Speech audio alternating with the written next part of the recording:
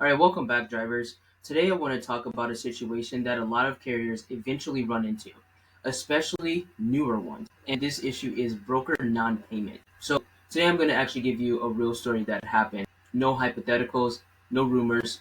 This is something that we actually went through. Now, here's the story. So, a carrier picked up a load on November 6th and delivered that load on November 7th. Everything went smoothly. The freight was delivered and paperwork was clean. After delivery, the carrier did what most carriers do. They submitted their loads to their factoring company to get paid. And that's when the issue started. When the factoring company came back and said, "We don't factor loads from this broker," at that point the carrier had no choice but to go directly back to the broker and request payment. When we reached out to the broker, we were told there were two options. Option one was to wait 30 days for sender payment. That would go directly to the carrier. Option two was to use the broker's QuickPay, but there were a few conditions. In order to use the broker's QuickPay, the carrier had to cancel their existing factoring service, provide a letter of release from that factoring company, submit a voided check, fill out a QuickPay form, and pay a $40 fee because the load was under a certain amount. The carrier was not looking to cancel their factoring service. They were happy with it. It works for their business. Canceling it just to get paid on a one-time load didn't make sense. So the carrier chose option one. They decided to wait 30 days. Fast forward, we are now well past the 30-day mark, and the carrier still has not been paid directly by the broker. What's happened is a cycle a lot of carriers are familiar with. Emails saying we're working on it, promises that the payment is coming, requests for patience, and no actual resolution. And this is where I want to pause and say something important. If you hauled the load, delivered the load, and provided clean paperwork, you deserve to be paid. Waiting indefinitely and hoping the broker does the right thing is not a strategy. So what a carrier should do in this situation is file a formal complaint with the FMCSA for non-payment. This creates an official record that the broker is not meeting their financial obligations.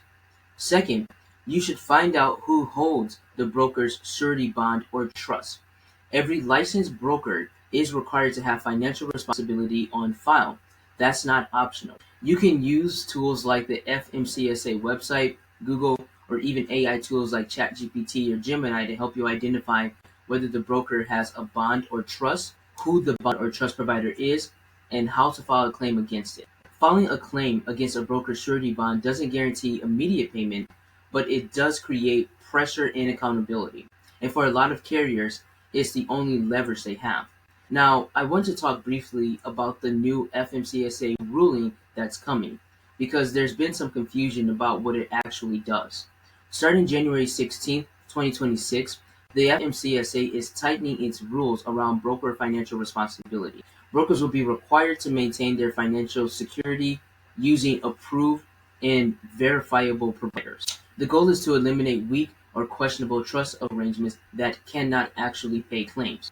That's a good thing, but here's what the rule does not do, and this is important. It does not require brokers to automatically pay unpaid invoices that already exist. It does not guarantee that carriers will be paid just because a complaint is filed.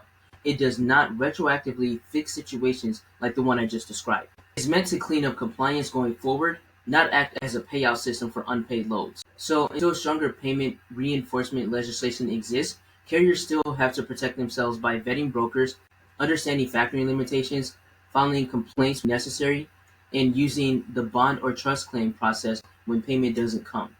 The biggest takeaway here is that don't give up just because the broker keeps saying we'll pay you. Use the system that exists.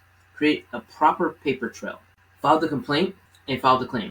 You worked for that money, you earned that money, and silence should never be the price of getting unpaid. So for your own mental health and your own well-being, make sure that if you're working with a broker that doesn't pay you, that you file that complaint with FMCSA and you file a complaint with the company that holds the surety bond for the broker. For more mental health resources and tips, click the link below. Thank you and have a great day. You keep America running.